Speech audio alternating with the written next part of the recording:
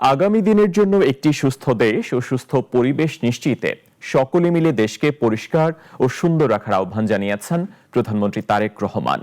সকালে প্রধানমন্ত্রী তার ফেসবুক পেজে এক ভিডিও বার্তায় দেশবাসীর উদ্দেশ্যে এই আহ্বান জানান।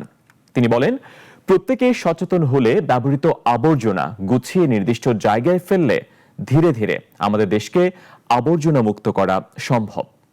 আমরা যদি আজকে থেকে প্রত্যেকে সচেতন হই, আমাদের হাতের আবর্জনা বা ব্যবহৃত আবর্জনা যদি নির্দিষ্ট জায়গায় সুন্দরভাবে আমরা গুছিয়ে ফেলি, তাহলে ধীরে ধীরে হয়তো আমরা আমাদের এই বাংলাদেশটাকে আবর্জনা মুক্ত করতে পারবো, সুন্দর একটি পরিবেশ গড়ে তুলতে পারবো। দেশটা তো আমাদের সকলের। আমরা সকলে মিলে যদি চেষ্টা করি, সকলে মিলে যদি একটু একটু করে করি, তাহলে আমরা বড় কিছু করতে সক্ষম হব। প্রিয় দেশবাসী, আপনাদের কাছে আজকে এই সহযোগিতাটা আমি চাইছি। আমরা সকলে মিলে আসুন, চেষ্টা করি আমাদের দেশটিকে পরিষ্কার সুন্দর রাখতে। আমরা সকলে মিলে চেষ্টা করি আমাদের পরিবেশটিকে সুন্দর পরিষ্কার রাখতে।